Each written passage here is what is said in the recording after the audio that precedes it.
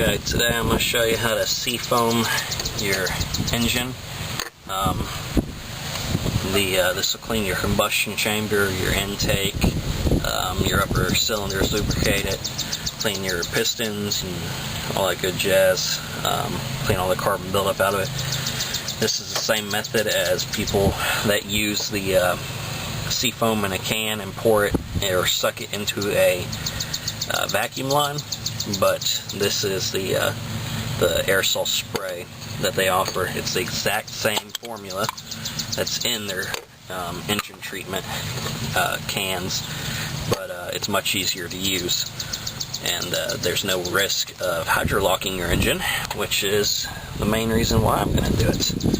What you have to do, you have to take off the boot, whether you have an aftermarket intake or a factory intake. You have to get access to your throttle body directly, so you have to take off boots or arm or whatever you have in this place to gain access directly to the throttle body like that.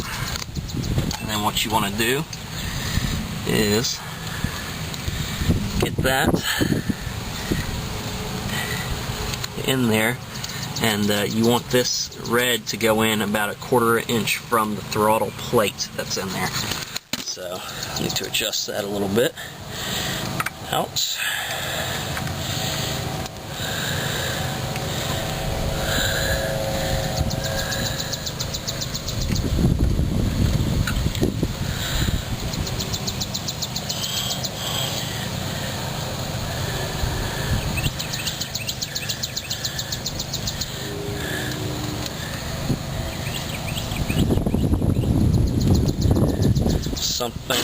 Something about like that right there. And you want to put it right at 12 o'clock. And I'm going to have to set the camera down to do this, but you put this at 12 o'clock inside the throttle body.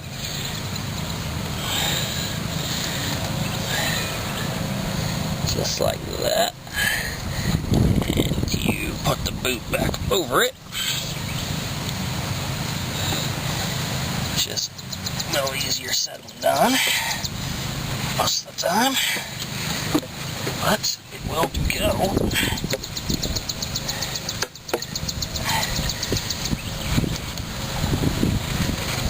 Yep, just like that.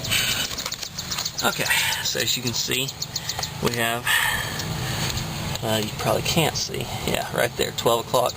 It's up underneath the boot. You'll then get your clamp back on.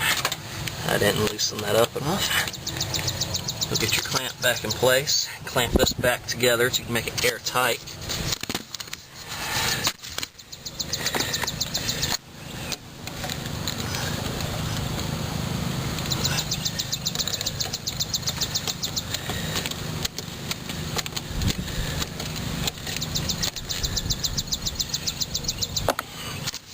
You get airtight, and you get your can hooked up.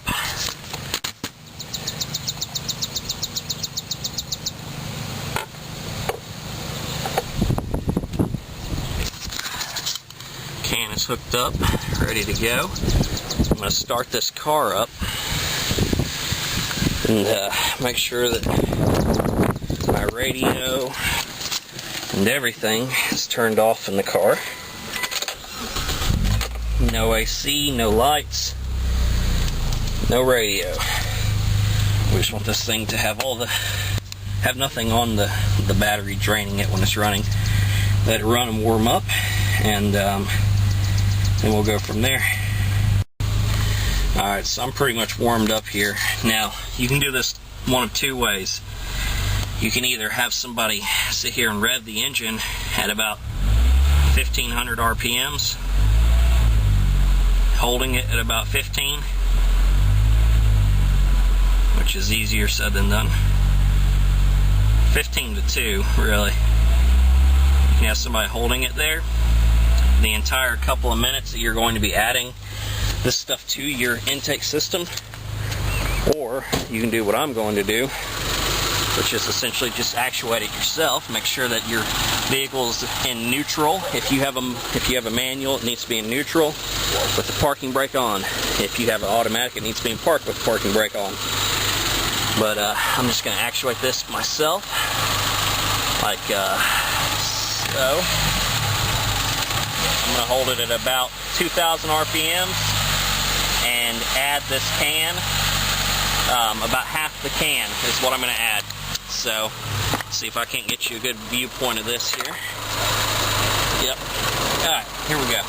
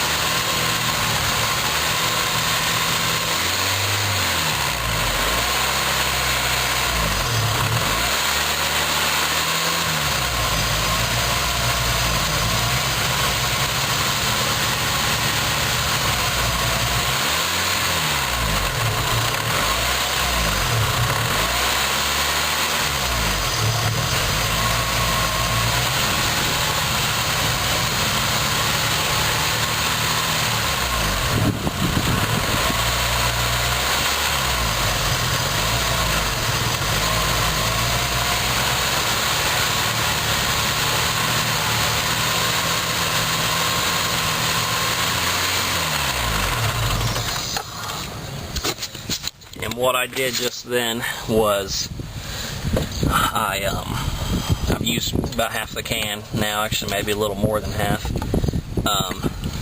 That's about half a can.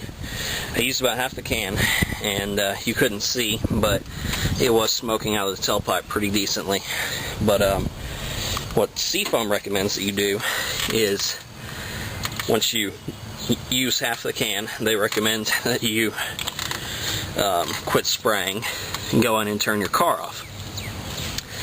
What I did was I intentionally stalled my car out by letting off the throttle and continuing to spray, and in the matter of moments, I mean less than a second, it died. It can't handle that. You have to keep constant throttle pressure on that thing to keep it from dying, otherwise it will die. I wanted mine to die out because I wanted to have a good Seafoam recommends that you turn your car off, let it sit for 10 minutes, not letting it die out. Quit spraying, turn your car off, let it sit for 10 minutes, and essentially that residue sits in the combustion chamber, intake manifold, and everything, and cleans that stuff out. And then you turn your car back on, let it run for a couple of minutes. It's going to smoke like hell. Then you go and you drive it on the road pretty aggressively. What I just chose to do was to let it die out so that I know that I have more fluid in all of that stuff by letting it die out, so that it has more fluid in there to sit and clean out the residue and everything, so that I can then turn it on and do everything that they recommend. That's the only thing that I'm deviating from what they say to do, is letting it die out just then. There is probably a very, very minute risk of hydrolocking your engine by doing that, which is probably why they tell you not to.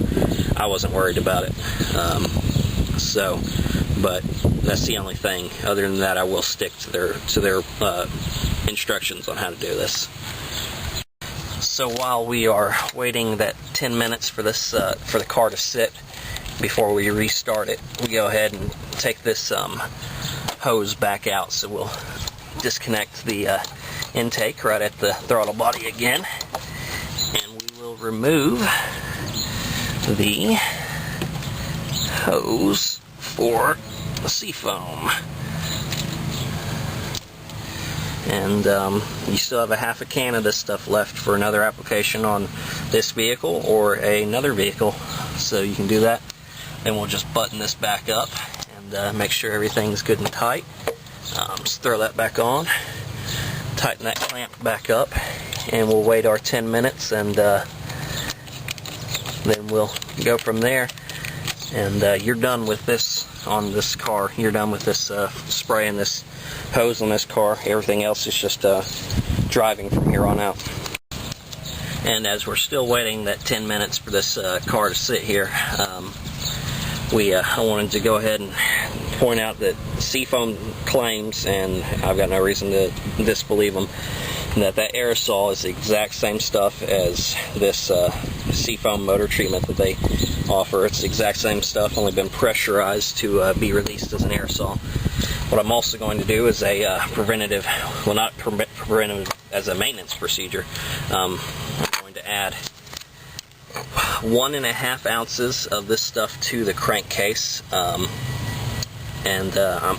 what this will do is 1.5 ounces per quart. If I remember correctly, the Lancer uses roughly 5 quarts, maybe 4.8 or something like that. So you want to add about 7.5 ounces to the crankcase. As you can tell, I'm being real scientific about this, and measuring it out just perfect, so that I don't add too much, because that could be just terrible apparently. If you want to measure it out, you can. That's fine. I'm not going to make fun of you for doing so. Don't try and tell me I'm going to blow my engine up for not doing it myself. We have a deal there. Then I want to add the rest of this to the engine, and this will just, or to the fuel, and this will just burn off. You want to add about an ounce and a half of this per every gallon, so that's roughly about right. That may be a little light on the fuel, but it doesn't really matter. Doing it to the fuel is not that big of a deal. Crankcase, doing it to the crankcase in the oil is going to, it's going to essentially clean your crankcase out. That includes pistons, rings. It includes your everything that's in your crankcase, oil pan and everything.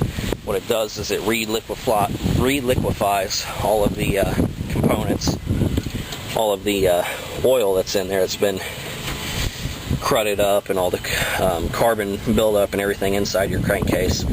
So what you'll have to do now is you will have to keep an eye on your oil, and I do mean keep an eye on it, as in probably every 30 miles or so, to make sure that your oil is not crudded up too bad. I'm in Royal Purple right now, Royal Purple oil and oil filter. It's right at 10,000 miles on this since I've changed it. They say that you can go 12,000 miles, and it's been going great so far. I'm probably going to go to about, since I've added this to it, I'm probably going to go in between 50 to 200 miles before I change my oil, just because it's going to crud it up pretty good. And your oil is going to lose its viscosity, because it's going to get all the contaminants that are in it now that were stuck to the walls and stuff are going to leach out and into your oil because of the seafoam in it, which is the point. You want it to do that, and you'll be able to tell your oil changes color and everything. You can do that. You can add seafoam to it as preventative maintenance also when the oil is new, and just keep an eye on it to when it needs to be cleaned. I only use seafoam as a regular maintenance thing, not preventative maintenance, but just add it every once in a while. I use it in my gas fairly regularly. I add it to my gas probably every few fill-ups, and then I add Marvel mystery oil every once in a while. Also, I alternate the two, seafoam cleaning it and Marvel mystery oil lubricating it, essentially, even though they both claim to do the same thing. I love Marvel mystery oil, but anyways, it's getting right about time to start the car back up, and we'll go from there. Okay, it's been 10 minutes since we did the seafoam in the intake, and gonna start it up now. And you don't want to give it any gas, really. You shouldn't have to give it any gas, and it should yeah, the exhaust is a little funky right now. As you can see, it's you probably can't tell, but got some smoke coming out just a little bit. And we'll let it idle here for a minute, and then we'll drive it around fairly aggressively. Let it idle for a couple of minutes, then then we'll drive it for probably about 10 minutes. And like I said, it's best to drive it pretty aggressively within the limits of the law. Don't get a ticket and don't damage your car in doing so, but be pretty aggressive about it, and that should clean out your combustion chamber, everything, and you'll be good to go. Alright, so we're driving here. You'll notice that this thing, if you let it idle for a couple of minutes, this car, it'll be fine, not smoke much, but once you start driving, you'll see smoke. If you can see that, it'll start smoking. It smoked like hell the first couple of times I got on it, but that's normal. You just drive it for about 10 minutes.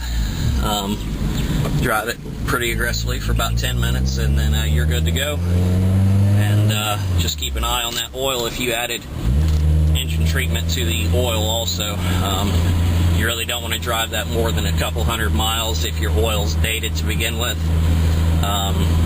If it's good clean oil, then you should be good for a good while, but you just need to keep an eye on it very closely. It'll get black, and it'll get lose its viscosity,